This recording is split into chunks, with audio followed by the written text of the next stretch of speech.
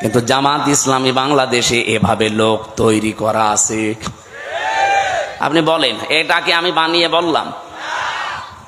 তাহলে হাদিস ছিল ফাত্তাবিউস সিওয়াদাল আযম, অনুসরণ করবা তাদের যাদের দ্বারা ইসলাম কায়েম করা দ্রুত সম্ভব।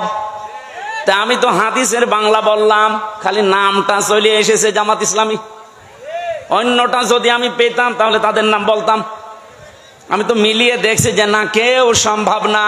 হয়তো ইউনিয়ন পারবে, উপজেলা পারবে, পৌরসভা পারবে, হয়তো সংসদ ভবনও পারবে। আন্তর্জাতিক পরিমণ্ডলে যে বিষয়গুলো আছে এগুলো ক্যাপচার করার জন্য যোগ্যতা লাগে। বিদেশে একজন মেহমান এসেছে, আপনার সাথে অর্থনীতি নিয়ে আলোচনা করবে। আপনাকে অর্থনীতি পুরাটা তাকে ইসলাম দিয়ে সুদ ভিত্তিক অর্থনীতি ওটা ভেঙ্গে চোরমার করে এটাকে বিজয় করা লাগবে।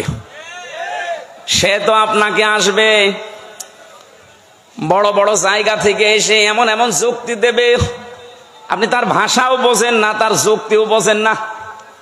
আপনি শুধু নিজের দেশ নিয়ে চলতে পারবেন। এতটুকু একটা দেশে প্রায় 18 কোটির উপরে আমরা মানুষ বাস করি। আমি বিশ্বের এমনও দেশে গেছি, এই দেশের তুলনায় ওই দেশটা কমপক্ষে 7 ডবল বড়, অথচ মানুষ মাত্র 1 কোটি। বলেন তো, এর চাইতে 7 ডবল বড় এত বিশাল দেশ, মানুষ মাত্র 1 কোটি। তাও বাংলাদেশের মানুষ সেখানে আছে 40 লাখ। আর ওই দেশের মানুষ এবং বিভিন্ন জায়গা থেকে এসে হয়েছে 60 লাখ।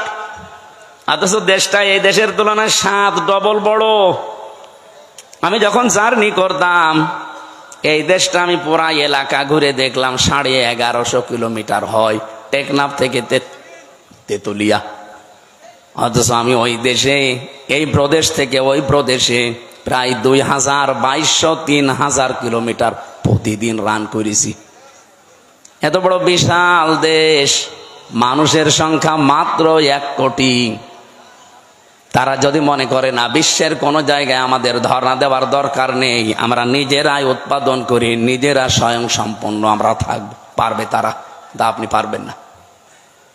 আপনাকে বিভিন্ন দেশ থেকে খাবার নিয়ে আসা লাগবে, রসদ জোগানো লাগবে। আন্তর্জাতিক পরিমণ্ডলে যে ব্যবসা বাণিজ্য গুলো আছে, রেমিটেন্স যোদ্ধা যারা আছে, ওরা যদি সব বন্ধ করে বলে যা তোর দেশে ফেরত যা, আপনি ভিক্ষা করে খাবেন। রোহিঙ্গারা তো আছে, যাই হোক আপনি রোহিঙ্গার বাবা হয়ে যাবেন। এই জন্য বাস্তবতার দিকে তাকিয়ে বলছি ভাই, আমরা যা দেখতে পাচ্ছি এই হাদিসের আলোকে, ইউনিয়ন পরিষদের মেম্বার থেকে শুরু করে আন্তর্জাতিক পরিমণ্ডল পর্যন্ত সব জায়গায় সততা এবং যোগ্যতা এবং দুর্নীতি মুক্ত ভাবে এরা যে চালাতে পারে তার প্রমাণে 1 বছর 1 মাস। 1 বছর 1 মাসে এদের ভেতরে একটা চাঁদাবাজি মানুষ পাওয়া যায়নি। ডাইলখোর নেই, মদখোর নেই, এমনকি বিড়িখোরও নেই। আপনি বলেন, যদি ধরিয়ে দেন তো বলেন যে অমুক বিড়ি খায়। হ্যাঁ, যদি কয়েকটা খায়ও মনে করবো কেবল নতুন এসেছে। এই গত পরশুদিন জমান নামাজ পড়ে বের হলাম, 18 জন এসে আমারে বলছে হুজুর আমরা এতদিন মানুষের তৈরি করা আইনের পক্ষে ছিলাম, এখন আর নেই। এখন আমরা দিন কায়েম করতে চাই। এই পদ্ধতি যেহেতু বাংলাদেশ জামাত ইসলামী এখন এগিয়ে আছে, সুতরাং আপনি আমাদেরকে এই দলে নেন। আমি বললাম কালেমা পড়ানো লাগবে? বলছে না, কালেমা আমরা জানি, কিন্তু এতদিন ভুল পথে ছিলাম। আমি জোয়ার যা দেখছি, সারা দেশে যে জোয়ার উঠেছে, সূরা নসরের আয়াতগুলো মনে হচ্ছে আল্লাহ এই মাত্র বাংলাদেশে আবার নাজিল করল। বিশেষ করে ডাকসু আর জাকসুর পরে অনেকে এখনো চাপাবাজি করছে, যা ডাকসু জাকসু কি হয়, কি হয় মানে আপনার এত ভয় কেন? কোরআনে কারিমে আল্লাহ জানিয়েছিলেন, কোরআনের কথা তো আর মিথ্যা হওয়া সম্ভব না। ইযা জা নাসরুল্লাহি ওয়াল ফাত, যখন আসবে আল্লাহর সাহায্য তখন আপনি বিজয় দেখতে পাবেন। আর বিজয়ের সূচনা কি, নমুনা কি, সিমটাম কি, চিহ্ন কি, এগুলো আল্লাহ একটা একটা করে দিচ্ছেন। ওয়ারাআইতান নাসা ইয়াদখুলুনা ফি দীনিল্লাহি আফওয়াজা। আপনি হে নবী, আপনি দেখতে পাবেন দলে দলে পালে পালে মানুষ ইসলামে প্রবেশ করছে। ইসলাম মানে জামাত ইসলামী না, ইসলাম মানে যারা দিন কায়েম করতে চায় জমিনে, এটাই আসল ইসলাম। এদেশে বহু ইসলাম আসে, তারা দিন কায়েম করতে চায় না, তারা আরো বিরোধিতা করে। এই কথা বলেন না কেন? এই জন্য অনেক আলেম লেগে গেছে ইসলামী আন্দোলনের বিরুদ্ধে। একামতে দিন যারা কায়েম করতে চায় তাদের বিরুদ্ধে ফতোয়াবাজি পর্যন্ত অনেক নাম করা আলেম করছে। আমার নাম ধরা লাগবে? এগুলো তাদের মুখের কথা না, ওদেরকে বলানো হচ্ছে।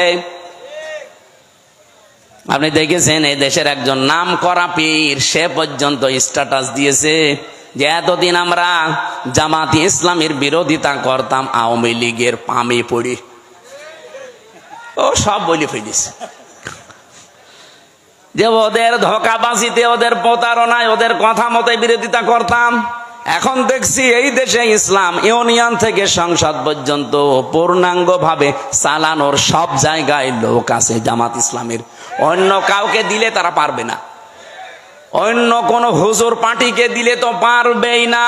এমনকি জেনারেলকে দিলে আপনি দেখবেন বাবা শাহজালাল সব হালাল হয়ে গেছে।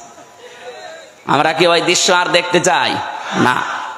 চ্যাম্পিয়ন হয়েছে বর্বর কয়েকবার, এবার এই দেশ চ্যাম্পিয়ন হবে ইসলাম দিয়ে ইনশাআল্লাহ। এই জন্য আমি নাম নিলাম না, কারণ আলেমদের একটা মর্যাদা আছে। এরা যদি ফিরে আসতে চায় তাহলে এরা আল্লাহর দরবারে আলেম, আর যদি এই অবস্থায় থাকে এদের মরণ হবে বালাম বিন বাওরার মতো। আলেমদের মর্যাদা এত বেশি পড়েছি আমি হাদিসে। বিশ্বনবী জানিয়েছেন কিয়ামতের দিন, আমি এটা এই যে কয়েকদিন আগে আসলাম মদিনা থেকে, মদিনার ইমাম যিনি মসজিদে নববীর অনেক খুতবা দিচ্ছিলেন এলেমের উপরে, ওনার শেষ কথা ছিল এইটা। হাদিসটা উনি আরবিতে পড়ার পরে ব্যাখ্যা করছিলেন আবার আরবি দিয়ে। আমি বাংলায় বলছি, উনি যে কথা বললেন এটার সারমর্ম এটা, কিয়ামতের দিন আলেমদেরকে আল্লাহ যখন বিচার করবেন ওদেরকে আল্লাহ পর্দা দিয়ে ঘিরে নেবেন, আলাদাভাবে ঘিরে নিয়ে বলবে মাওলানা এনামুল হক এই করেছিলি,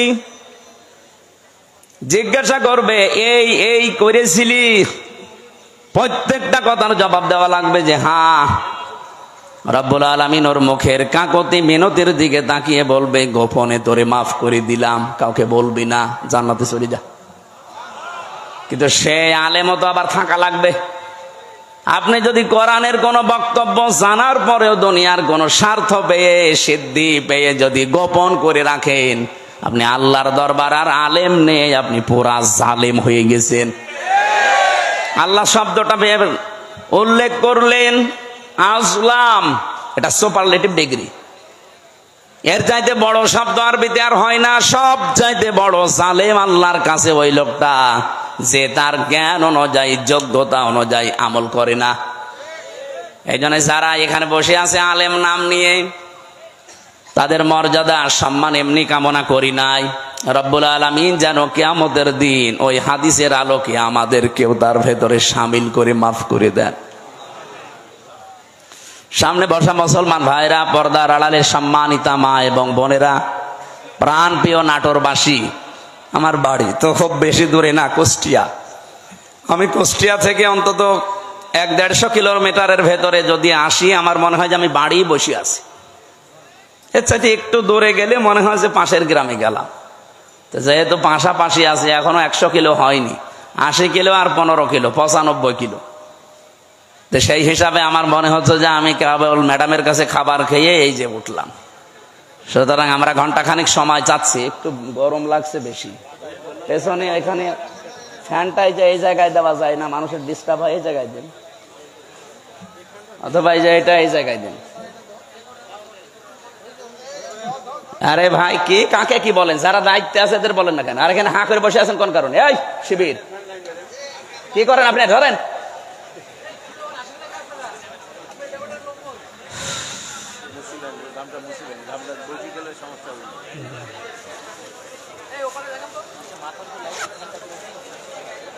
হ্যাঁ দেন, এটা দেন, এই ফ্যানটা দেন, এই ফ্যানটা দেন।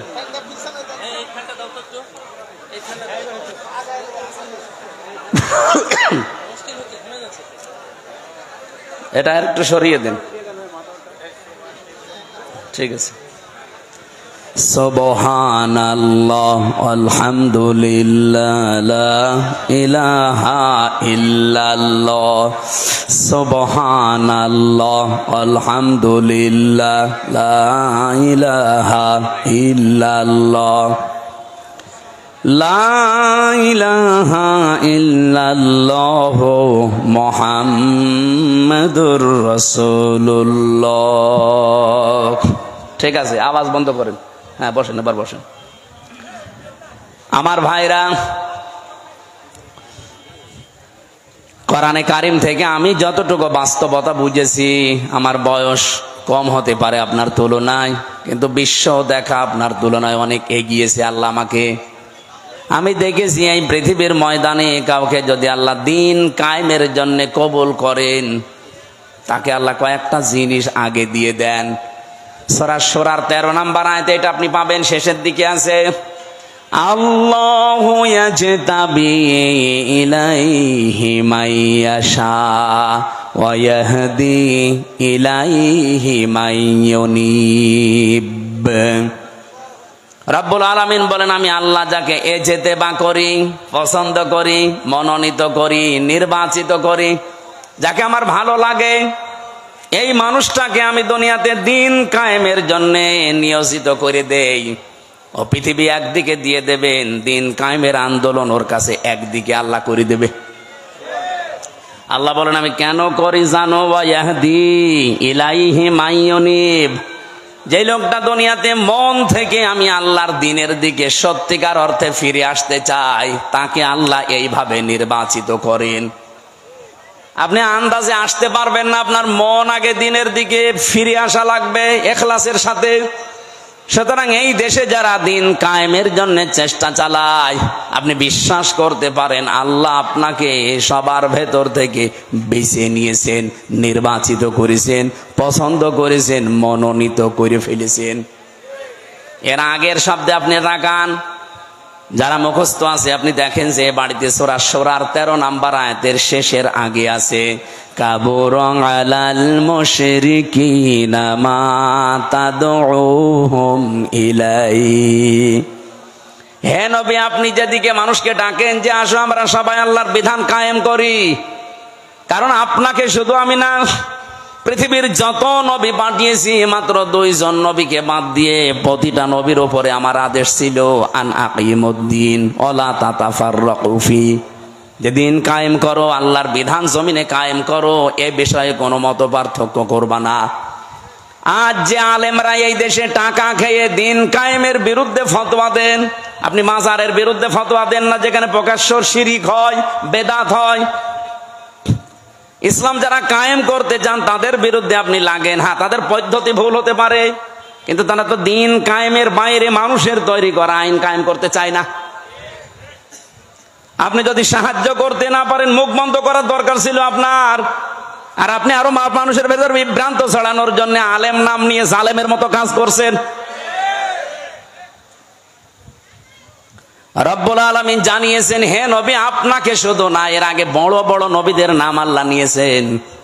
হযরতে ঈসা, মুসা, নূহ, ইব্রাহিম, এত বড় বড় পাওয়ারফুল নবীর নাম নিয়ে বললেন আপনাকেও আদেশ দিলাম, তাদেরকেও দিয়েছিলাম যে দিন কায়েম করেন, আমার বিধান কায়েম করেন জমিনে আগে। আর এই বিষয়ে কোনো মত পার্থক্য, কোনো ফতোয়াবাজি করবেন না। হে নবী, আপনি যেদিকে মানুষকে ডাকতে চান, এই কথা শুনলে সব চাইতে মন খারাপ হবে, খারাপ লাগবে, রাগ করবে ওই মানুষগুলো যারা মুশরিক। বলে আমির হামজা মাটির নিচে ওয়াজ করেন, তো মাটির নিচে আপনি কেমন চলে গেছেন? আপনি তো উপরে আছেন, উপরে থাকতে হলে স্বস্তি, শান্তি, নিরাপত্তা নিয়ে কিভাবে থাকা লাগবে, তো ওইটা এখন তৈরি করা লাগবে না? ঘোষক তো ওইটাই বলছিল যে ওইটা বলেন, কি করে আমরা শান্তি, স্বস্তি, নিরাপত্তা নিয়ে থাকতে পারি। আজকে কষ্টে আমার গণসংযোগ ছিল, পথসভার শেষ কথা বলেছি, এবার যদি ইসলাম দেশে আসে, আল্লাহর কসম এই কুষ্টিয়ার ময়দান থেকে আগে দূর করা হবে চাঁদাবাজি। এই কুষ্টিয়ার বুকে চাঁদাও থাকবে না, বাজিও থাকবে না। আপনিও এই দেশের নাগরিক, আমিও এই দেশের নাগরিক, আপনাকে চাঁদা দেওয়া লাগবে মানে? আমি কি চাঁদের দেশ থেকে এসেছি? এটা সম্ভব, শুধুমাত্র ইসলামকে আপনি এনে দেন, 5 বছর লাগবে না। বাংলাদেশ থেকে 5 দিনে চাঁদাবাজি ঝাঁটিয়ে বিদায় করা হবে বঙ্গোপসাগর। কোনদিন তার মুখে আপনি চাঁদা এ শব্দও শুনবেন না, কারণ ঔষধ কি দেওয়া লাগে ওটা আমার জানা আছে।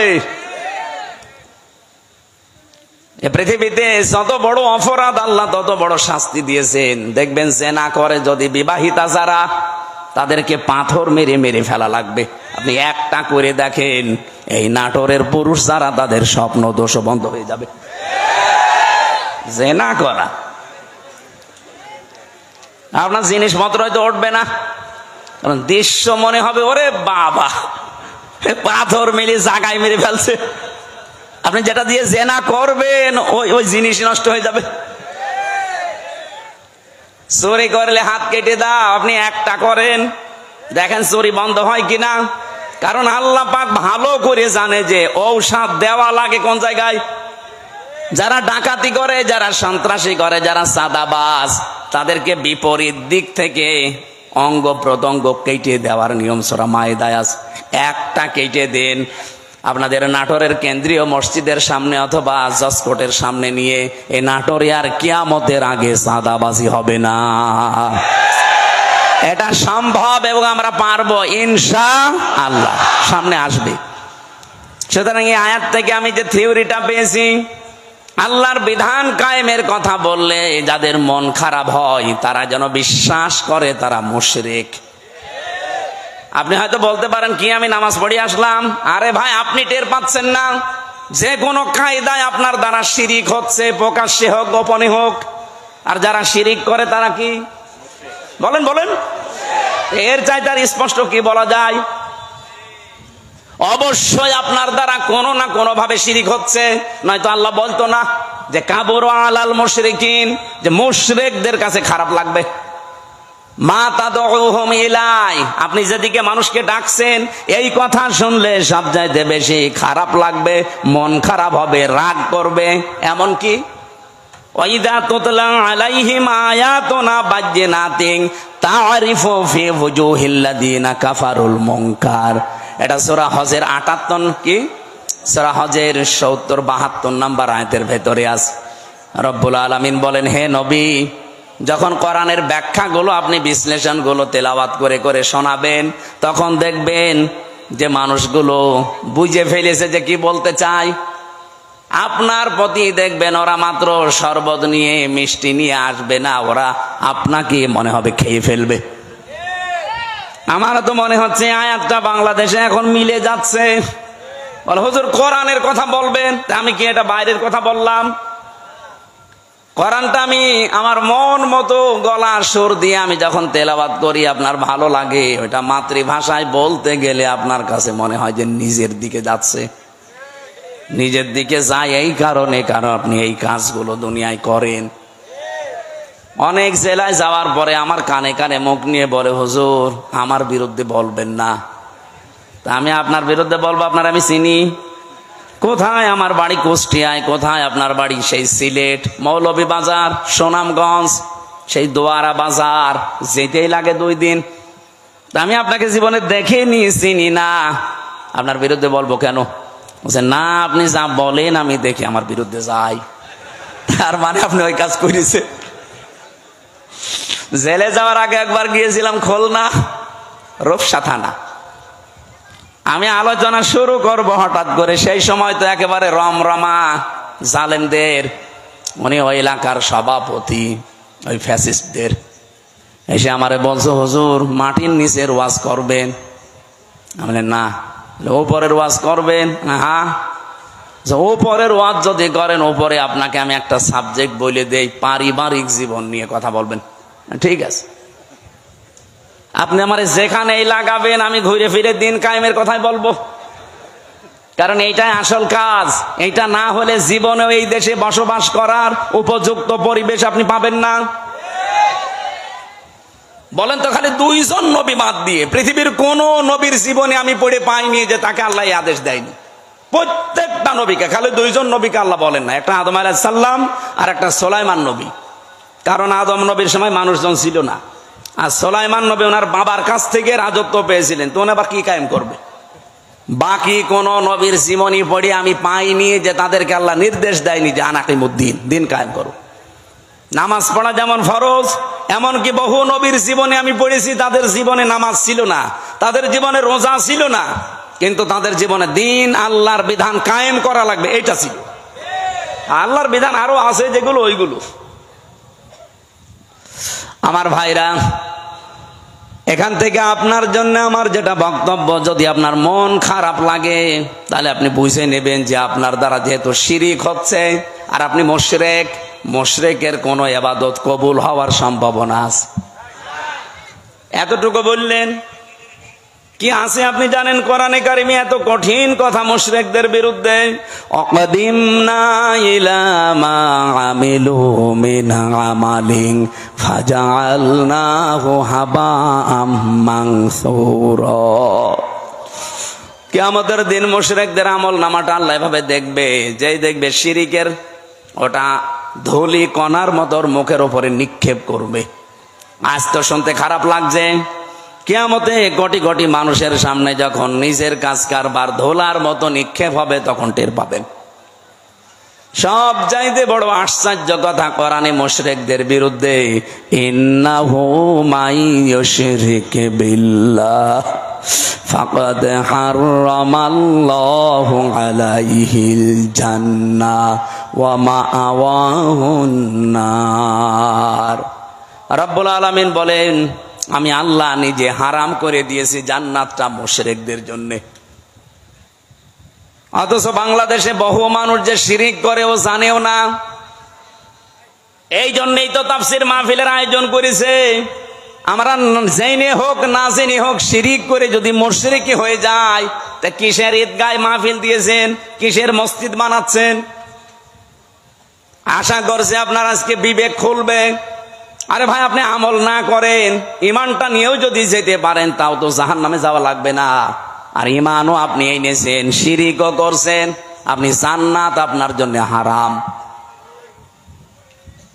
এতটুকু আল্লাহ যদি শেষ করে দিতেন আমি আয়াত বলতাম না, ও মাওয়াহুন নার, আল্লাহ তার আশ্রয় স্থল বানাবে জাহান্নাম। আমার তো আয়াত পড়ার পরেই বাংলাদেশের দিকে তাকিয়ে ভয় হয়, এদেশের বহু মানুষ অলরেডি শিরিক করে জাহান্নামী হয়ে গেছে। নাটোরবাসী বড় ভালোবাসি আপনাদের পাশের জেলা, খুব ভালো করে খেয়াল করে দেখেন শিরিক জীবনে হচ্ছে কিনা। বলতে পারেন যে না, আমার জীবনে শিরিক নেই। কে বলেছে আপনাকে? শিরিকের এক কথায় জবাব হচ্ছে, আল্লাহ যেটা পারে ওইটা অন্য কেউ পারে, এই কথা বিশ্বাস করার নাম শিরিক। বলেন এবার আপনার জীবনে আছে কিনা? এখানে খুব বেশি নড়াচড়া হচ্ছে আপনার, না আর বন্ধ করা লাগবে। আল্লাহ যেটা পারে পৃথিবীর অন্য কেউ এটা পারে, এই বিশ্বাস করার নাম, বলেন বলেন। আপনি দেখেন তো আপনার ভেতরে আছে কিনা। সন্তান দিতে পারে কে? পৃথিবীর অন্য কারো ক্ষমতা আছে? সে মরা পীর হোক আর জীবিত পীর হোক। এমনকি কত মানুষ দেখি জেনে কি না জেনে করে আমি জানি না, আমার এসে বলো হুজুর আপেল পড়িয়ে দেন। কেন? সেদিন বগুড়াতে পেয়েছিলাম, এক লোক এসে আপেল নিয়েছে, বলছে হুজুর আপেল পড়িয়ে দেন। কেন? বলছে আমার বারবার 4টা মেয়ে হয়েছে, আমি খুব আশা করে আছি এবার যেন ছেলে হয়। আপনি এমন আপেল পড়বেন যেন এবার ছেলে হয়। আপেল পড়িছিলাম, সূরা ফাতিহা দিয়ে ফু দিয়ে ফেলে দিলাম। আপেল কই? ফেলে দিস। ফেলে দিলেন মানে? আরে ভাই, আপেল পড়ে যদি ছেলে হয় তা আমার 3টা মেয়ে হইতো না? আমার তো আগে ছেলে হইতো। ম্যাডামরা শুধু আপেল খাওয়াতাম। কি বিশ্বাস মানুষ! আমির হামজা না, আমির হামজার বাবা আপেল পড়লে ছেলে হবে? বলে এটা দেওয়ার দায়িত্ব কার? এর একচ্ছত্র মালিকানা অন্য কাউকে আল্লাহ দেয়নি। একটা একটা করে আমি কয়েকটা বলবো শুধু শিক্ষার জন্যে। 2 নম্বরে, আল্লাহ যেটা পারে ওটা অন্য কেউ যেহেতু পারে না, আর কেউ যদি মনে করে যে অন্য কেউ পারে তাহলে সে শিরিক করলো, আর শিরিক করলে সে কি বলেন বলেন? মুশরিকের জন্য জান্নাত হারাম, জাহান্নাম ওয়াজিব। মুশরিকের কাছে খারাপ লাগবে আল্লাহর বিধানের কথা কায়েম এ কথা বললেই। এ কথাগুলো কার? একটাও কি আমি বানিয়েছি? না, সব দলিল দিয়েছি। কিন্তু আমি সূরা শূরার 13 নম্বর আয়াতের শেষের দিকে, সূরা মায়েদায় আছে, প্রত্যেকটা আয়াতে আল্লাহ সাজিয়ে দিয়েছেন একটা একটা করে। সূরা ফুরকানের 23 নম্বর আয়াতে আছে। এই জন্য বাড়ি যে আয়াতগুলো মিলিয়ে দেখবেন আপনার ভেতরে যেন শিরিক চলে না আসে। আমার এবার প্রশ্ন 2 নাম্বার, এই জমিন বানিয়েছে কে? এখানে অন্য কারো হালকা কোনো সাহায্য আছে? না। আপনি হিন্দুকেও জিজ্ঞাসা করেন, উনিও বলবে এই জমিন আল্লাহ বানিয়েছে। আল্লাহ যদি নাও বলে ভগবান বানিয়েছে, তো ওরা যাতে ভগবান বলে আমরা আল্লাহ বলি, জিনিস একই। ওরা হয়তো ওই বাপ দাদার নিয়ম নীতি মেনে আসতেছে, এই জন্য সরাসরি বলতে পারে না। এই দিন জমান নামাজ পড়িয়েছি কুষ্টিয়ায়, ওখানে 100 ঘর হিন্দু, কয়েক ঘর মুসলমান একটা মসজিদ বানিয়েছে। ওরা মন্দির দেখাতে নিয়ে গেল, বড় বড় যারা মানে হর্তা কর্তা সব এসে বলছে আপনার ওয়াজ আমরা শুনি। ওয়ালা ইন সাআলতাহুম মান খালাকাস সামাওয়াতি ওয়াল আরদা লা ইয়াকুলুন্না আল্লাহ। হে নবী, আপনি যদি আবু জেহেলকেও জিজ্ঞাসা করেন আসমান জমিন কে বানিয়েছে, ও বলবে আল্লাহ বানিয়েছে। তো ওদের ভেতরেও দেখলাম হ্যাঁ এরকম একটা পরিবেশ আছে, কিন্তু মুখ ফুটে বলতে পারছে না। সবার ভেতরে আমার আল্লাহ আছে, কিন্তু এই মানুষটা হয়তো তার পরিবার অথবা তার সমাজের কারণে মুখ ফুটে বলতে পারে না। যাদের বিবেকটা কাজে লেগে যায় ওদেরকে আর থামাতে পারে না। সেদিন যশোরের এক কলেজের অধ্যাপক হিন্দু, ওনারে বলেছিলাম যে স্যার আপনি তো বিসিএস ক্যাডার, আপনার জ্ঞান আছে আমি জানি, আপনি আমার ধর্মীয় গ্রন্থ কোরআন আরবিতে পড়ার দরকার নেই, আপনি পড়তে পারবেন না। আপনাকে আমি ইংরেজি ভার্সন দিচ্ছি অথবা বাংলা, একবার বুঝে বুঝে পড়াটা পড়বেন। 3 মাস সময় দিয়েছিলাম যে 3 মাস পরে আপনার সাথে আমি দেখা করব। 3 মাস পরে দেখি আল্লাহর বান্দা নিজের থেকেই মুসলমান হয়ে গেছে। এজন্য বিবেক যদি হালকা কাজে লাগে ওরে আর আপনি ধরে রাখতে পারবেন না। কারণ পৃথিবীর মানুষ সবাই জানে যে পৃথিবীর সব ধর্মগুলো ভুয়া ধর্ম, বানানো ধর্ম, শুধু ইসলাম আল্লাহ পাঠিয়েছেন।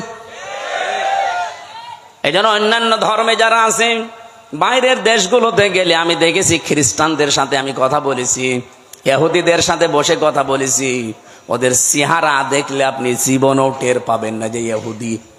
আমার তো আর জুব্বা কত বড়, আমার চাইতে বড় জুব্বা গায়ে দেয়। আমার তো আর দাড়ি কয়টা, ওর দাড়ি এ পর্যন্ত, মাথায় পাগড়ি বাঁধা, ওর স্ত্রী সাথে আছে 5-6টা ছেলে মেয়ে, হাত মোজা পা মোজা পরা, দেখলে মনে হবে যে জিবরাইলের ছোট ভাই। নাম জিজ্ঞাসা করি যখন তখন টের পাই যেত ইহুদি। যেই বলে যে আপনার নবীর নাম কি, বলে জোসেফ। জোসেফ মানে মোসা। ইহুদি মোসা আলাইহিস সালামের অনুসারী দাবি করে। এই তখন বুঝি আরে তো মুসলমান না, জোসেফ বলছে মানে মোসা নবীকে মেনে চলে ওরা, যদিও মোসা কেউ মানে না। খ্রিস্টানদের সাথে দেখা হয়েছিল আমেরিকায়, জিজ্ঞাসা করলাম ভাই ইংরেজিতে হ্যালো ব্রাদার, ওনারে আমি যত ভালো প্রশ্ন করলাম একটা একটা করে। প্রথম প্রশ্ন ছিল যে আপনার হোয়াট ইজ ইউর নেম। ওনার নাম বলার পরে আমি টের পেয়েছি যে না এ মুসলমান না। কারণ ইহুদির নামের সিরিয়াল আমি জানি, খ্রিস্টানদের নামের সিরিয়াল আমি জানি, বৌদ্ধদের নামের সিরিয়াল আমি জানি। এর নাম শুনলেই বুঝি।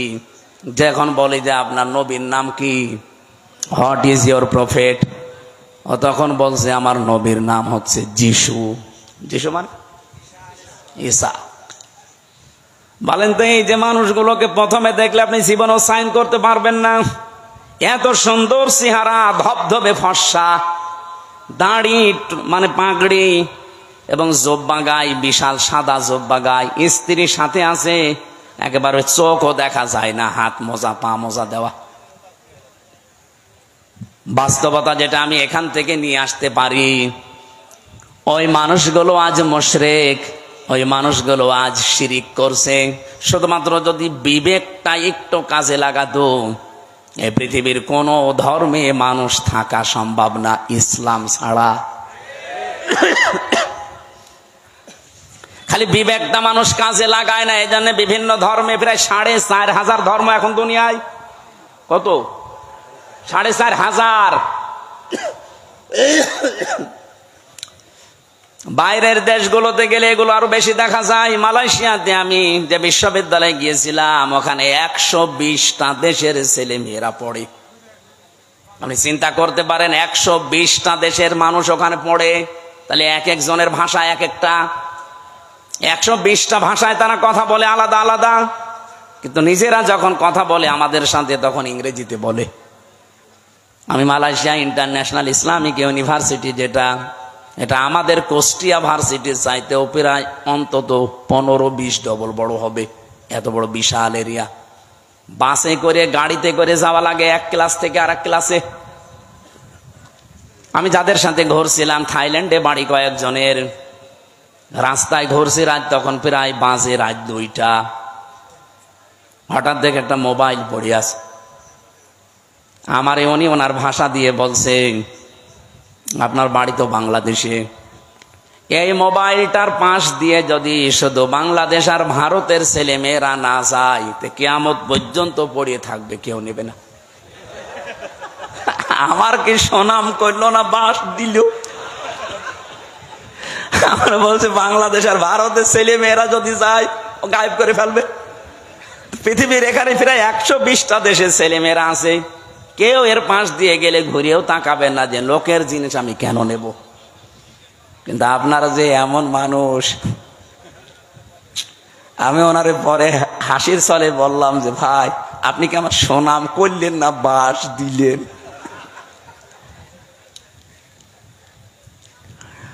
আমি যে কথা তুলেছিলাম, আজ বিবেকটা কাজে লাগিয়ে একটা বিসিএস ক্যাডার মাত্র 3 মাসের ভেতরে, উনি আরবিও পড়ে নাই, শুধু বাংলা আর ইংরেজি ভার্সন পড়ে অলরেডি মুসলমান হয়ে গেছে। আর আপনার কি হয়েছে? এবার আসেন, যারা বিশ্বাস করে যে জমিন আসমান আল্লাহ বানিয়েছে, আবু জেহেল যদি বিশ্বাস করে থাকে, না কিছু লাগবে না, একটু ভালো করে শোনেন তো। আপনি কোন দিকে তাকান? ওয়াজ দিয়েছেন, আপনি যদি না শোনেন না, আরো একটু ভালো লাগবে। এভাবে ক্লাস করে মানুষ? আপনি কি পাস? না, আপনি তো মানে ক্লাস করতে হলে অ্যাক্টিভ হওয়া লাগে। এইভাবে ক্লাস করা যায়? এই যে স্যার বসে আছে, জিজ্ঞেস করেন তো, এইভাবে ক্লাস নয় মানুষ। আরো অ্যাক্টিভ হন ভাই। আমি যে কথা বলি ওখান থেকে দেখবেন একটা শিক্ষা বের হবে। আমি আন্দাজে কোনো কথা পাঁচাল পারি না, অবশ্যই এখানে একটা শিক্ষা আছে, নাই তো বলতাম না। কি আছে সেইটা বের করার জন্য এই যে আন্টি শান্টি করছি। রব্বুল আলামিন বলেন, যেহেতু আসমান আর জমিন আমি বানিয়েছি, আলাহুল খালক ওয়াল আমরু তাবারাকাল্লাহু রব্বুল আলামিন। বানিয়েছেন যিনি, হুকুম চলবে তার, এ বিধান কার? তাহলে আপনার বিবেকের কি বলে যে জমিন আসমান আল্লাহ বানিয়েছে আর এখানে চলবে মানুষের তৈরি করা আইন? একটা কথা হইল।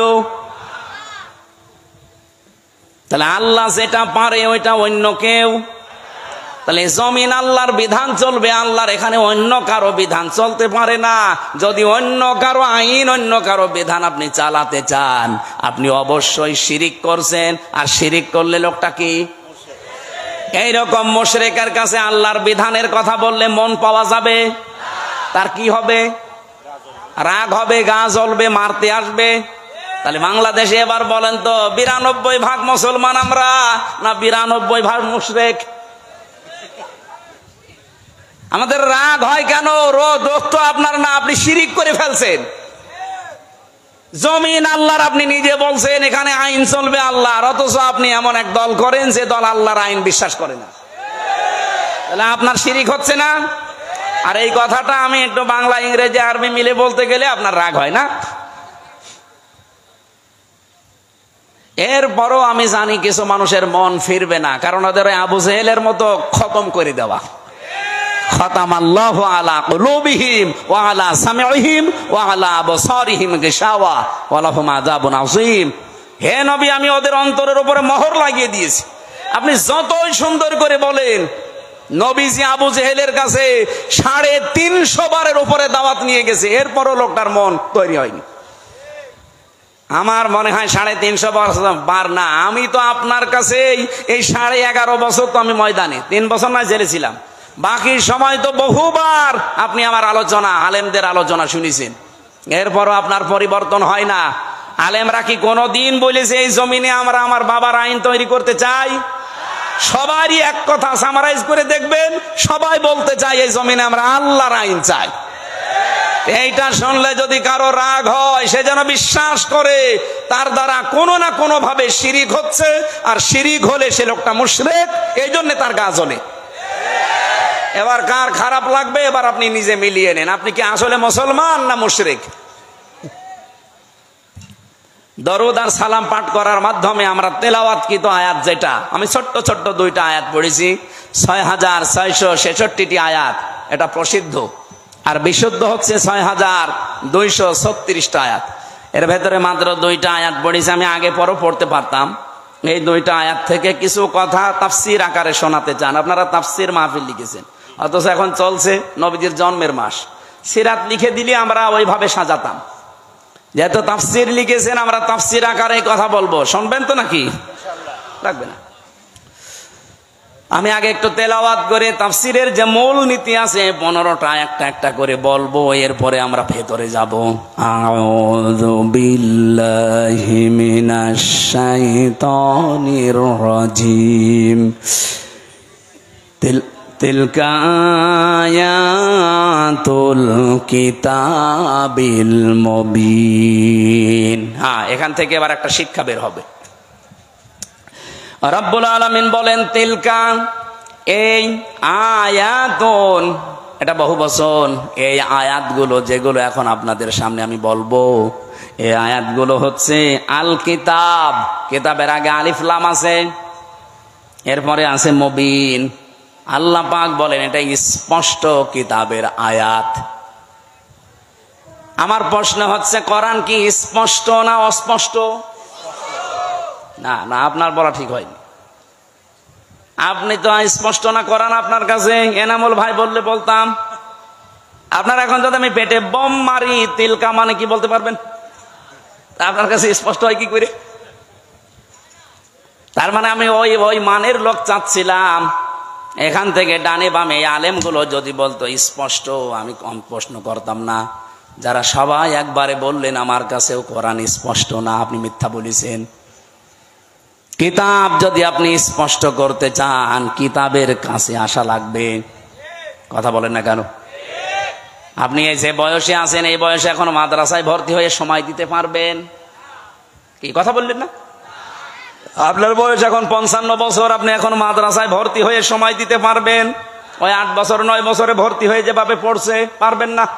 কিন্তু আল্লাহর একটা বিশেষ অনুগ্রহ এই বাংলাদেশের উপরে, এই দেশে এখন এমন একটা মাদ্রাসা, এমন একটা বিশ্ববিদ্যালয় আছে যেখানে ভর্তি হয়ে গেলে আপনাকে কোরআন শিখাবেই। সেটা বাংলাদেশে জামাত ইসলামী। আপনি হয়ে দেখেন, 15টা পয়েন্ট পূরণ করা লাগে প্রতিদিন। এই লোকটা খুব শিক্ষিত না, আমি ওনাকে চিনি, ম্যাট্রিক পাসও করে নাই, কিন্তু এই জায়গায় আসার কারণে ওনাকে বিশ্ববিদ্যালয়ে ভর্তি হওয়ার সিস্টেম করে দেওয়া হয়েছে। প্রতিদিন কোরআন শরীফ শুদ্ধ করে পড়া লাগবে। আবার কয় আয়াত পড়বেন বুঝে পড়েন না, আন্দাজে পড়েন, আবার লেখা লাগবে। 1 মাস পরে আবার দায়িত্বে যারা আছে তাদের দেখানো লাগবে। এর চাইতে বিশ্ববিদ্যালয় কোথায় পাবেন আপনি? আর আপনার যে বুড়ো বয়সে কোন ভার্সিটি আপনাকে নেবে? যেন আসেন এই বিশ্ববিদ্যালয়ে, আপনাকে আলেম বানানো হবে। খুব বেশি দিন লাগবে না, মাত্র 6 মাস আপনি সময় দেন, আমি গ্যারান্টি দিচ্ছি আপনি এই দেশের বহু আলেমের চাইতে জ্ঞানী হয়ে যাবেন।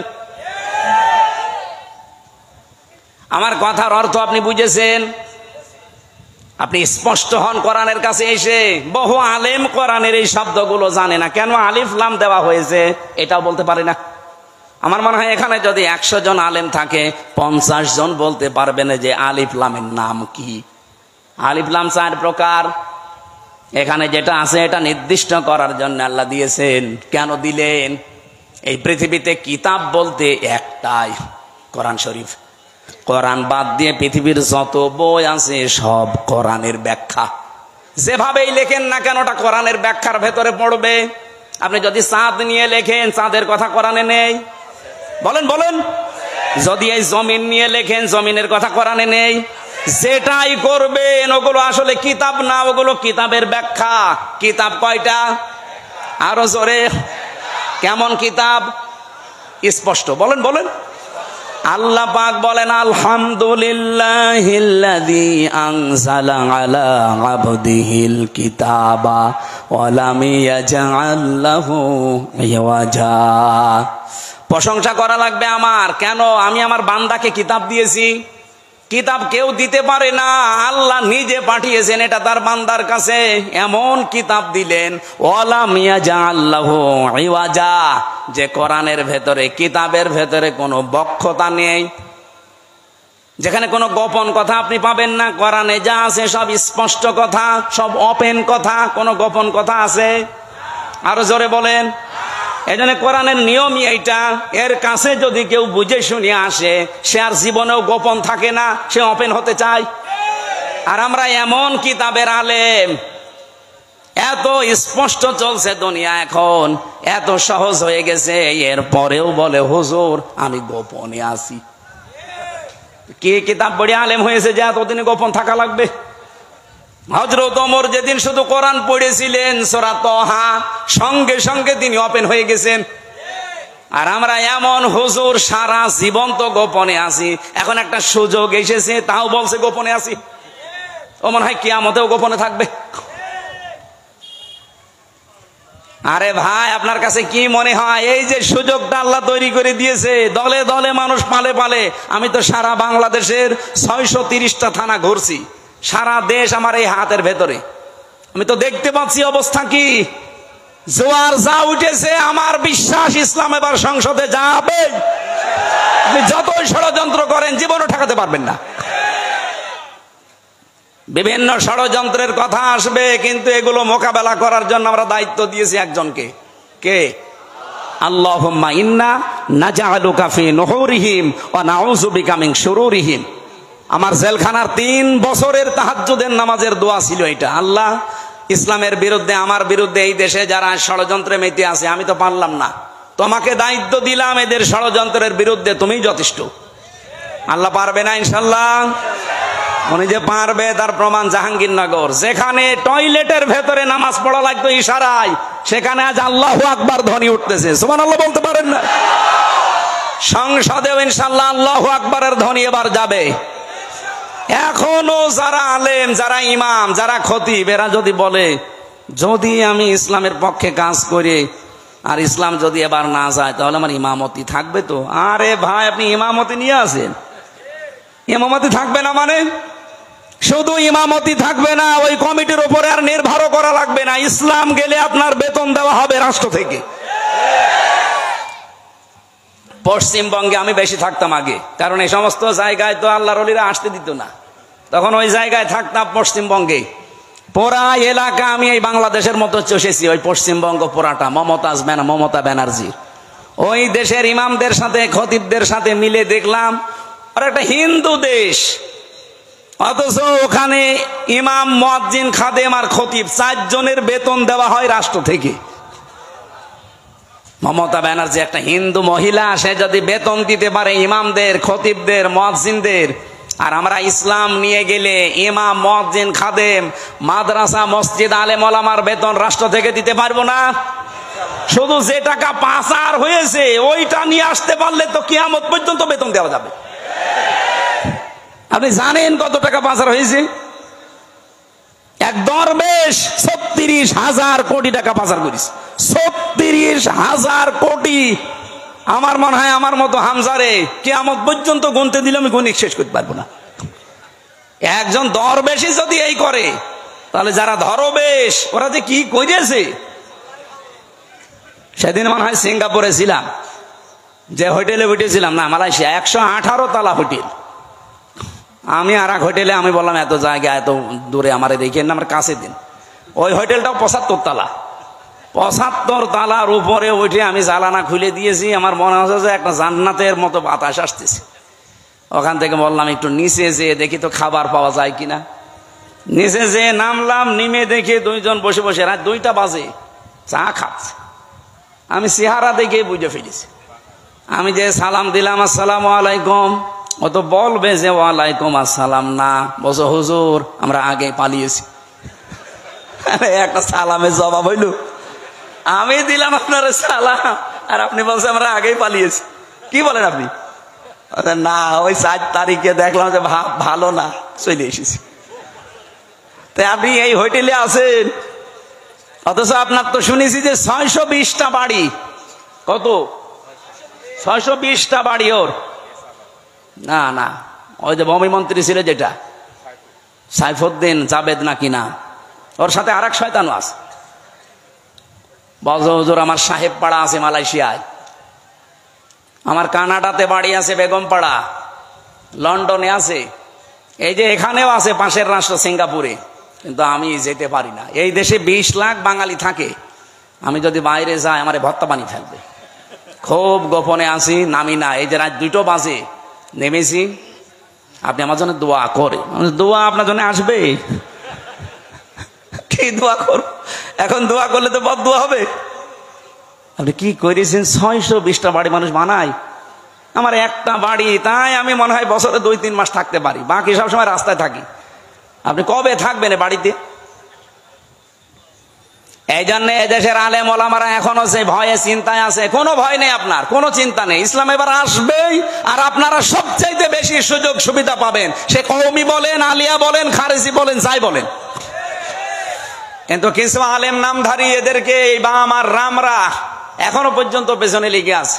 জামাত ইসলামী বাংলাদেশের বিপক্ষে একটা কথা লাগিয়ে দেন, এরা আসলে নাকি মাদ্রাসার বেতন বন্ধ করে দিবে। এটা শয়তান বিশ্বাস করবে? এটা আপনার কথা না, আমরাও জানি। আপনাকে দিয়ে রাম আর বামরা বলাচ্ছে।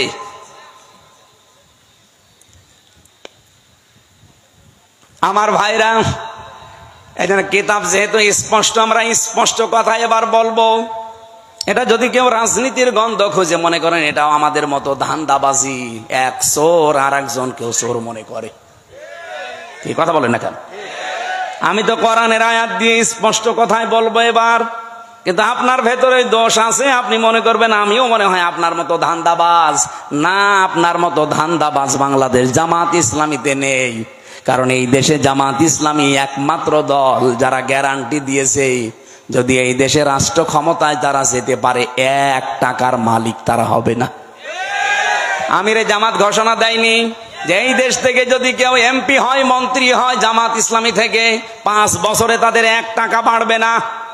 অন্য কোন দলের লোক এই ঘোষণা দিক, ওই দল থেকে এমপি দাঁড়াবে না। কি কথা বলেন না কেন? আমার নিজের আসনে একজন আছে, উনি ঘোষণা দিয়েছে এই সিট রক্ষা করার জন্য আমি দরকার হয় 50 কোটি টাকা খরচ করব। আপনার কি লাভ? আমার 1 টাকা খরচও নেই, তোলার ধান্দাও নেই। আর আপনি 50 কোটি টাকা যদি খরচ করেন, আল্লাহর কসম আপনি 100 কোটি টাকা মারবেন। এরকম মারিং কাটিং ছাড়া তাদের মতো আমরা হব এবার?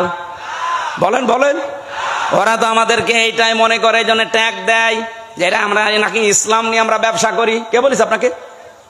আমরা ইসলাম নিয়ে ব্যবসা করি না, আমরা জান্নাতের টিকিট বিক্রি করি না। জান্নাতে যাওয়া যায় কি করে? আমরা রাস্তা দেখাই। আপনি এভাবে দেখান, আপনারটাও মানুষ যাবে। আপনি দেখাতে পারেন না, আপনি শুধু আছেন মারিং কাটিং এর ধান্দায়। বাবা শাহজালাল কুত্তা বিড়াল সব হালাল, সব হালাল করে নিয়েছে। কুত্তা বিড়াল কি সব হালাল? কিন্তু মানুষের কাছে তো মনে হচ্ছে সব হালাল হয়ে গিয়েছে। আল্লাহ এত শত শত ঘটনা দিয়েছেন কোরআনে, তার ভেতরে একটা ঘটনা আমাদেরকে শোনাচ্ছেন আশার সঞ্চার করার জন্য। দেখেন তো আপনার আশা জাগে কিনা।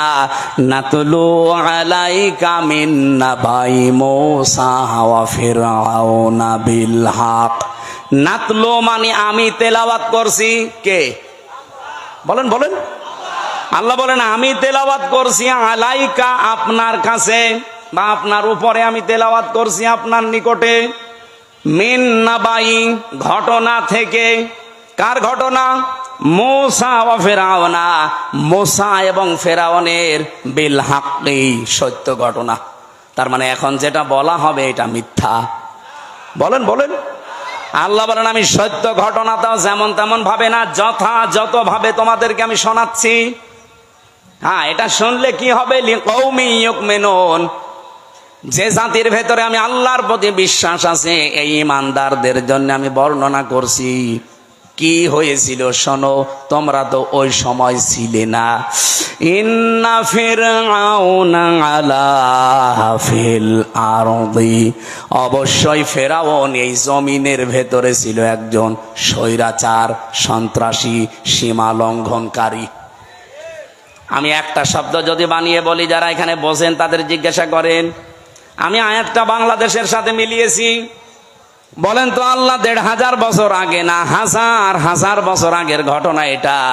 এই নাজিলি হয়েছে এই ঘটনাটা ১৫০০ বছর আগে। তিনি বললেন এই পৃথিবীর জমিনে একজন ফেরাউন ছিল, সে ছিল সীমা লঙ্ঘনকারী। কি করেছিল সে? ওয়াজআলা আহলাহা শিয়া, এই জমিনে ওর দেশের মানুষের ভেতরে দলে বিদলে মানুষকে বিভক্ত করে রেখেছিল। আমাদের বাংলাদেশের দিকে তাকান, এই ৫৪ বছরে বহু মানুষ এই দেশে দায়িত্বে এসেছে, তাদের একমাত্র টার্গেট ছিল ইসলাম যেন এক জায়গায় হতে না পারে। এবার একটু ৮টা দল ইসলামী এগুলো একটু এক জায়গায় এসেছে, অনেকের মাথা খারাপ হয়ে গেছে। ফেরাউনের অভ্যাস ছিল এই, ওর কর্মসূচি দিয়ে রেখেছিল এরা যেন এক জায়গায় হতে না পারে। এদের দলে বিদলে বিভক্ত করতে করতে ছোট ছোট দল বানিয়ে দাও। এ বাংলাদেশে এমনও দল আছে, উনি সভাপতি, ওনার ছেলে সেক্রেটারি, আর কেউ নেই। কি আমি বানিয়ে বললাম? জেলখানায় আমার সাথে একজনের দেখা হয়েছিল, ওনার নাম আব্দুল মতিন, উনি হচ্ছে আল্লাহর দলের সভাপতি সারা বাংলাদেশের। ওনারে বললাম যে ভাই আপনি তো সভাপতি, সেক্রেটারি কে? বলছে আমার ছেলে। আর লোক বলছে আর কেউ নেই। ওইটাও একটা দল, আল্লাহর দল।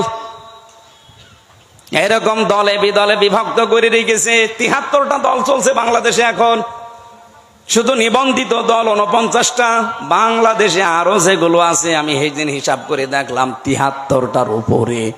তাহলে এই যে ফেরাউন এই কাজ করেছিল হাজার হাজার বছর আগে, আর এই লেডিস ফেরাউনও আমাদেরকে দলে বিদলে বিভক্ত করে রেখেছিল এই কয় বছরে।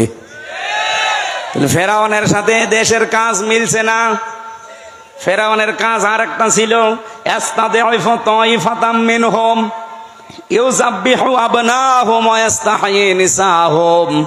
ওই ফেরাউন দুর্বল করে রেখেছিল এই দলে বিদলে বিভক্ত করে। ওই দেশে পুরুষদেরকে সে মেরে ফেলতো আর মেয়েদেরকে সে বাঁচিয়ে রাখতো। এর দুইটা অর্থ হতে পারে, হয়তো সন্তান হত্যা করেছিল লাখের উপরে, আপনারা জানেন। পুরুষদেরকে মেরে ফেলার অর্থ কি? এই ফেরাউন লেডিস যেটা বিদায় নিয়েছে এইটাও কিন্তু এই কাজ করেছিল। পুরুষদেরকে সরাসরি হয়তো জবাই করে মেরে ফেলেনি, কিন্তু একটা মানুষ যোগ্যতা সম্পন্ন হওয়ার পরে শুধু দলীয় পরিচয় দেখে তার চাকরি হয়নি, তার মানে তাকেও মেরে ফেলার শামিল। আমি কথা বোঝাতে পারিনি? মাওলানা এনামুল হক যেখানে ওঠার কথা সেই জায়গায় ওনার শুধু দলীয় পরিচয় থাকার কারণে ওই জায়গায় উঠতে দেয়নি, ওনারে বসিয়ে রেখেছে সেই যে নিচের চেয়ারে ওখান থেকে। অথচ এই 15 বছরে ওনার ওঠার কথা 5 সিঁড়ি পার হয়ে। এই যে উঠতে না দেওয়া এটাও মেরে ফেলার শামিল। এই কথা বলে না কেন? আমার সামনে আমি নিজে মনে করেন আমার রোল নাম্বার 1, 50 নাম্বার যার, তারে এনে আপনি বসিয়ে দিয়েছেন চেয়ারে, বলেন তো আমাকে মেরে ফেলা কিনা? ফেরাউন এটা করেছিল ওই জামানায়, আর এই জামানায় ফেরাউন এখন ঠিক এই কায়দায় পুরুষদেরকে অলরেডি শুধু ইসলাম মানার কারণে মেরে ফেলেছে। ঢাকা বিশ্ববিদ্যালয়ে মাদ্রাসার ছাত্র ছাত্রীরা ভর্তি হতে পারবে না, অথচ আমার চাইতে অনেক অগা আছে ভার্সিটি ভর্তি হতে পারবে। ইসলামকে তারা কোন জায়গায় নিয়েছে? ক্লাস 5 এবং 8-এ বৃত্তি পরীক্ষায় আগে 100 মার্ক ছিল, এই জালেমরা এসে ওইটাও তুলে দিয়েছে। এর যে কিছুদিন আগে দুই নবীর নাম নিয়ে যিনি বসে আছেন, ডক্টর মোহাম্মদ ইউনুস। কয় নবী? দুই নবীর নাম। অথচ গানের মাস্টার নিয়োগ দিল, শরীর চর্চার মাস্টার নিয়োগ দিল, 1 থেকে 5 পর্যন্ত একটা আলেম মাওলানা নিয়োগ দিতে পারে নাই। এই কথা বলেন না কেন? এই দাবি নাটোরবাসী করে কিনা যে আমরা প্রত্যেকটি প্রতিষ্ঠানে 1 থেকে 5 পর্যন্ত একজন আলেম মাওলানা টিচার চাই? এই দাবি আছে কার? দেখে লিল্লাহি তাকবীর। দেখেন তো, হাত তোলেনি কে? দেখেন, এটা রেকর্ড হচ্ছে, তোলেন। আপনি কোরআনের পক্ষে আছে এটা আজকে হাত তুলে দেখান। ডক্টর মোহাম্মদ ইউনুসের কাছে যদি নাও যায়, এটা আরো সে চলে গেছে ইনশাআল্লাহ। ইব্রাহিম নবীর পক্ষে একটা ব্যাঙ পোশাব করেছিল, তাই আল্লাহ তারে কবুল করে নিয়েছে, তার পোশাবও পাক। আর আপনি আজকে কোরআনের শিক্ষার পক্ষে হাত তুলে কিয়ামতের দিনে এই হাত আপনাকে জান্নাতে নেওয়ার জন্য চেষ্টা চালাবে ইনশাআল্লাহ।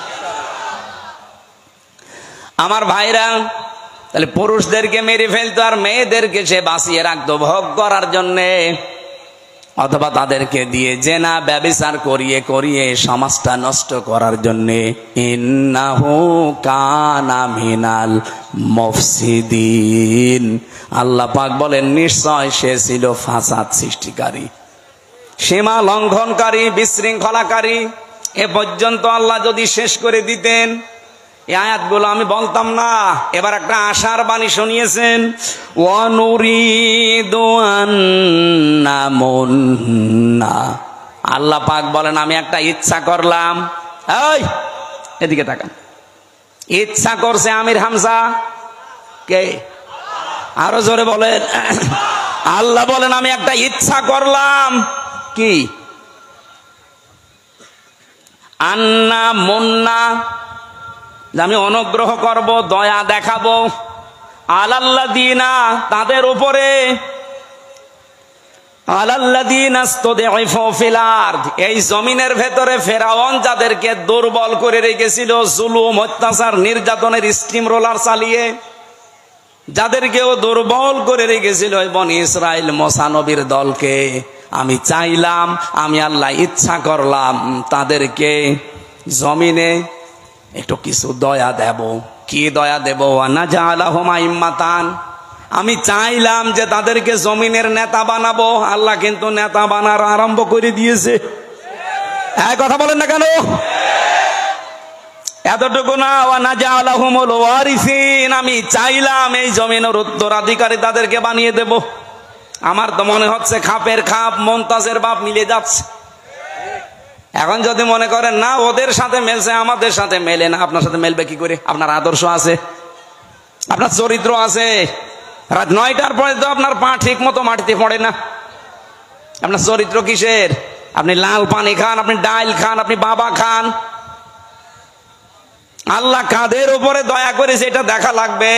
যাদের উপরে ফেরাউন জুলুম, অত্যাচার, নির্যাতনের স্টিম রালি চালিয়েছিল, আমার তো মনে হচ্ছে 54 বছরে যাদের উপরে মিথ্যা তহমত দিয়ে, উল্টাপাল্টা কথা দিয়ে জাতির কাছ থেকে আলাদা করে রেখেছিল, বিশেষ করে 15.5 বছরে সবচাইতে বেশি জুলুম, অত্যাচার, নির্যাতন যে দলের উপরে করা হয়েছে, ওই দলকে আল্লাহ একটা অনুগ্রহ দিয়ে তাদেরকে জমিনের নেতা বানাবে এবং শাসন ক্ষমতা তুলে দেবে।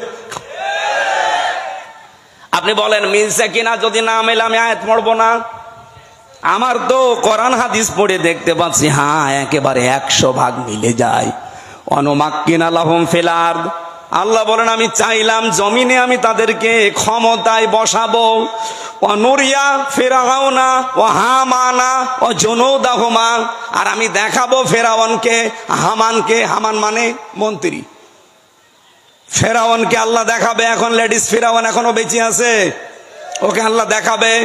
এমনকি ওর মন্ত্রী পরিষদ যারা পালিয়ে আছে তাদেরকেও দেখাবে। ও জুনুদাহুমা, এমনকি তার সৈন্যবাহিনী, তার দলের লোক যারা, তাদেরকেও আল্লাহ নিজে দেখাবে। এখানে ফাইল কর্তা আল্লাহ নিজে। কি করবেন? মিনহুম মা কানু ইয়াহযারুন, যাদেরকে নিয়ে ওরা সবসময় ভয়ে থাকতো, যাদের বিরুদ্ধে মিথ্যা তহমত দিয়ে জাতির কাছ থেকে আলাদা করে রাখতো, আল্লাহ তাদেরকে বসিয়ে ওদেরকে দেখাবে। এই সিদ্ধান্ত কার? আপনার রাগ হয় কোন কারণে? আজ ডাকশো, জাকশো, রাকশো, চাকশো, শাকশো সব জায়গায় যদি বিজয়েরা হয়, এ সিদ্ধান্ত নিয়েছেন কে? আরো জোরে। আপনার রাগ হয় কোন কারণে? আল্লাহ সিদ্ধান্ত নিয়ে এটা করছে, জমিনের শাসন ক্ষমতা আল্লাহ তাদের দেবে, এ জমিনের উত্তরাধিকারী এবার হবে ইসলাম। আরো জোরে বলেন ঠিক কিনা? এটা দেখতে চান না চর্মচোখে? 54 বছর তো বিভিন্ন জিনিস আমরা আনকমন দেখেছি, এবার একটু দেখি না কেমন কি লাগে। খালি ইসলাম 5 বছর লাগবে না, 2 বছর চলবে। এই বাংলাদেশ মিনি জান্নাত যদি না হয়, আপনাই আমার কাছ থেকে বুঝে নেবেন। খালি 2 বছর চলতে দেন কোরআনটা দিয়ে। 500 আইন আছে এর ভেতরে। 151 জন যদি এবার যেতে পারে না কোরআন বুকে নিয়ে, এদেশ ঠান্ডা করতে কাউকে লাগবে না, 151 জনই যথেষ্ট। এক এক অধিবেশনে একটা একটা করে আইন পাশ হবে, আর বাংলাদেশের মানুষের ভাগ্যের চাকা খুলে যাবে। মালয়েশিয়ার মতো দেশ 2004 সাল থেকে 21 বছরে তারা দাঁড়িয়ে গেছে, আর আমরা 54 বছরে দাঁড়াতে পারি নাই, শুধু এই ডাকাতদের কারণে। 1628 জন মানুষ এখন দায়িত্বে আছে। এই মানুষগুলো হযরতে ওমরের মতো বানিয়ে দেন, আল্লাহর কসম এই দেশটা মিনি জান্নাত হয়ে যাবে। প্রশাসনের উপরে যেই মানুষগুলো এখন দায়িত্বে আছে, এদের উপরে যে বৈষম্য চলছে, ইসলাম আসলে এটা প্রথম দূর করা হবে। এই যে পুলিশের 2,13,000 পুলিশ আছে। আগের জামানার কথা বাদ দিলাম, জালেমদের সময়। এখন প্রায় 2 লাখ পুলিশই অন্তত ভালো, 13,000 একটু খারাপ আছে। এরপরও ওরা যে বাম হাতের ইনকাম করে, শুধু দোষ ওদের না। আমরা কোরআনে কারিমকে এবার যদি সত্যি জায়গা মতো নিয়ে যেতে পারি, সর্বপ্রথম হাত দেওয়া হবে এই দেশের প্রশাসনে। ওদের প্রথম কাজ হবে, ওরা মেনে চলবে ওদের আইজির কমান্ড। বাংলাদেশে কোনো নেতা খেতা, কোনো নেত্রীর কথা ওদের শোনা লাগবে না। 2 নম্বরে 8 ঘন্টা ডিউটির পরে যেই কয় ঘন্টা ওরা ডিউটি করে জনগণের জন্য, ওভার টাইম হিসাবে মাস শেষে বেতন দেওয়া লাগবে। 3 নম্বরে এই যে আজ নাটোর নলডাঙ্গা থানা থেকে, এটা কয় কিলো জানি না আমি, কয় কিলো? 4 কিলো। এই 4-8 কিলো পথ ওরা এখানে এসেছে, এখানে থাকবে সারাদিন। মনে করেন সে দুপুরবেলা এসে এগুলো দেখছে, ওদের খাবার দাবার, নাস্তা, এরপরে এই যাওয়া আসার যে বিল, এগুলো কিন্তু ওদের নিজেদের পকেটের টাকা। ওই যা বেতন পায় ওখান থেকে কেটে নেয়, ওখান থেকে খরচ করে। অথচ ওর উপরে ওর মা, বাবা, স্ত্রী, সন্তান সবগুলো ডিপেন্ডেন্ট। কথা বলেন না কেন? ও কি করবে? ওই 32,000 টাকা দিয়ে যখন চলে না, তখন ওই বাম হাতের ইনকাম করে, আর তখন ওদের খারাপ বলি। একটা মানুষ খারাপ হয় কেন? ওই রাস্তাটা বন্ধ করে দেন, ও খারাপ হবে না। পুলিশ যদি এখানে কেউ থাকে, আপনি তারা জিজ্ঞাসা করে দেখেন, আজকে যদি সে দুপুরে এখানে এসে থাকে, খাবার খাওয়া, চা নাস্তা খাওয়া, যাওয়া আসার সব বিল ওর পকেটের। কেন? ও কি ওর বাবার কাজ করছে না আমাদের কাজ করছে? যে সমাজের কাজ যখন করবে, এই বিল সমাজের অথবা সরকারের দেওয়া লাগবে না? এটা দেওয়া হয় না। এরকম প্রত্যেক জায়গায়। আমি যে ওসিকে পড়াতাম কুষ্টিয়ায়, সেই 11 সালে, ওনার বেতন ওই সময় মনে হয় কত 42,000 টাকা ছিল, আমার সঠিক মনে নেই। 42,000 টাকা বেতন, অথচ ওনার বউ আর মেয়ে আর ছেলে 3 জন ঢাকাতে যে ফ্ল্যাট নিয়ে থাকে, 52,000 টাকা বেতন। তো কি ফেরেশতা জিবরাইল দিয়ে যাবে? এই কারণে শেষে একটু এদিক এদিক করে বলতো, হুজুর দোয়া করেন আল্লাহ যেন মাফ করে দেয়। আমরা এবার আর দোয়া না, এবার একেবারে এই যে 151 জন যদি যেতে পারে, একটা একটা করে আইন পাশ হবে, আপনারাও শান্তিতে থাকবেন। প্রশাসনে হোক, বিচার ব্যবস্থায় হোক, ইসলামী অর্থনীতিতে হোক, সবাই আমরা এই দেশটাকে সাজিয়ে নিতে চাই। সুতরাং এই দেশে আর চাঁদাবাজি হবে না, এদেশে মানুষ মার্ডার হবে না, ধর্ষণ বললাম না, সব নদশ বন্ধ হয়ে যাবে। আল্লাহ রাব্বুল আলামিন এরকম একটা পরিবেশ আমরা চাই না। মেয়েরা যারা এসেছে তাদের সম্মান দেবেন, কারণ এই পৃথিবীতে আল্লাহ যখন কারো উপরে রাজি হয়, খুশি হয়, তখন তার বাড়িতে একটা মেয়ে পাঠায়। সুতরাং আমার প্রতি আল্লাহ খুশি হয়েছে, আমার বিশ্বাস, কারণ 3টা মেয়ে আল্লাহ আমাকে দিয়েছেন। এই 3টা মেয়ের উপরে যদি আমরা দায়িত্ব পালন করি, 1 নম্বরে তাকে পেয়ে খুশি হওয়া, 2 নম্বরে তার ভালোবাসা আদর করা, তার পেছনে খাওয়া দাওয়া করানো যে খরচ আছে, 3 নম্বরে তাকে দিনের শিক্ষা দেওয়া, 4 নম্বরে সৎ পাত্রে পাত্রস্থ করা। বাকি 3টা আমি আদায় করে অলরেডি ফেলেছি, 4 নম্বরটা বাকি আছে। যদি আমি করতে পারি, নবীর হাদিস যে এই মেয়েটাই আমাকে জান্নাতে পৌঁছিয়ে দেবে ইনশাআল্লাহ। যাদের মেয়ে আছে তারা খুশি না বেজার? খরচ করছেন তো, দিন শিক্ষা দিচ্ছেন, সৎ পাত্র থেকে পাত্রস্থ করবেন যার বাম হাতের ইনকাম আছে নাকি? আল্লাহ আমাদের তৌফিক দিন। রাত গভীর হয়ে গেছে। মেয়েদের আরো বিস্তারিত বলতে পারতাম, আমার গলা ব্যথা করছে। মেয়েদের এই বইটা লিখেছি আমি। দাম্পত্য জীবনে যে মারামারি, গন্ডগোল, কলহ, খালি ঝগড়া, এটা মেটাতে হয় কি করে, এখানে 120 পৃষ্ঠা আছে। দাম্পত্য জীবনে কলহ এবং তার সমাধান, এটা একটা মেয়েদের জন্য, একটা ছেলেদের জন্য। আর এইটা শুধুমাত্র মেয়েদের জন্য। এই যে আদর্শ নারী এই স্টেজের পেছনে আছে বা গাড়িতে আছে, যাওয়ার সময় নিয়ে ওনাদেরকে পড়াবেন। আশা করছি পরিবারে শান্তি ফিরে আসবে। আল্লাহুম্মা আমিন। লা ইলাহা ইল্লা আনতা সুবহানাক ইন্নী কুনতু মিনাজ জালিমিন। এই মোনাজাতটা বসে করেন ভাই, মোনাজাতটা বসে করেন। রাত 11:10 বাজে। বসেন বসেন, মোনাজাতটা বসে করেন। রব্বানা আতিনা ফিদ দুনিয়া হাসানা ওয়া ফিল আখিরাতি হাসানা ওয়া কিনা আযাবান নার। রব্বুল আলামিন, সারা জীবন অপরাধ করে জীবনটা নষ্ট করে ফেলেছি। কোরআন কারীম শুনতে এসে বহু আশা নিয়ে আজকে হাত তুললাম। আল্লাহ, কোরআনের দিকে তাকিয়ে যেভাবে চাতক পাখির মতো বসে শুনছিলাম, এই দিকে তাকিয়ে হলো আজকে মাফ করে দাও। পেছনের অপরাধগুলো শুধু মাফ করে দিও না, জায়গাটা নেকি দিয়ে পাল্টিয়ে দাও। এ মাহফিলে যে সদস্যগুলো আছে, এরাই টাকা পয়সা দিয়ে কোরআনের এই বিশাল আয়োজন। রব্বুল আলামিন, এদের টাকা পয়সাগুলো ওসমানের সাথে কবুল করো। রব্বুল আলামিন, এই সন্তানদেরকে যে মা পেটে নিয়েছে, মায়ের পেট তুমি খাদিজাতুল কুবরার মতো বানিয়ে দাও। আয় আল্লাহ তাআলা, এলাকায় মাটির নিচে যত মানুষ ঘুমিয়ে আছে, কবরগুলো জান্নাতুল ফেরদাউস বানিয়ে দাও।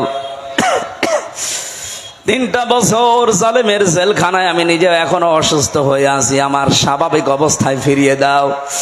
আমার কণ্ঠটা আল্লাহ তুমি ভিক্ষা দাও। কোরআনের হক কথাগুলো যেন বলতে পারি নির্ভয়ে, সততার সাথে, ইখলাসের সাথে। আমারে তুমি তৌফিক দাও। সম্মানিত মা বোন যারা এসেছেন, এদেরকে আয়েশার মতো, ফাতিমাতুজ জাহরার মতো বানিয়ে দাও। অনেকে আমরা অসুস্থ আছি, মেহেরবানি করে শেফায়ে কামেলা আজেলা নসিব করো। এলাকায় যারা বসবাস করে, দল মত নির্বিশেষে সব এক হওয়ার তৌফিক দাও, যে এবার তোমার বিধান কায়েম করব। সম্মানিত সভাপতি জনাব মাওলানা ইনামুল হক, তোমার হাসি বান্দা কবুল করো। সহসভাপতি যারা, অনেক আলেমের নাম দেখলাম। প্রধান অতিথি, বিশেষ অতিথি, আল্লাহ যত আলেম এখানে কথা বলেছে, মাওলানা আব্দুল মজিদ ভাই সহ প্রত্যেকটি আলেমকে মঞ্জুর করো। আজকে মাওলানা জহরুল ইসলাম, তহা বিন জহরুল ইসলাম এসেছে, আল্লাহ মঞ্জুর করো। রব্বুল আলামিন, আমার মেয়েটা অসুস্থ, ছোটটা, মেহেরবানি করে শেফায়ে কামেলা আজেলা নসিব করো। আমার মা অসুস্থ হয়ে পড়ে আছে, তাকেও তুমি শেফায়ে কামেলা দাও। চর্ম চোখে বড় আশা জাগে দেখতে, যে তোমার কালাম দিয়ে দেশটা চলছে। জীবনে কিচ্ছু চাই না, যা দিয়েছো যথেষ্ট, শুধু এই আশাটা পূরণ করো।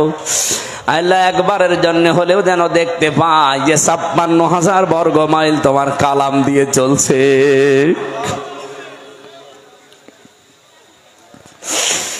রব্বানা ফাগফির লানা যুনুবানা ওয়া কাফির আন্না সাইয়্যাতিনা ওয়া তাওয়াফানা মা'আল আবরার। রব্বানা হাব লানা মিন আজওয়াজিনা ওয়া যুররিয়াতিনা কুররাতা আয়ুনিন ওয়াজআলনা লিল মুত্তাকিনা ইমামা।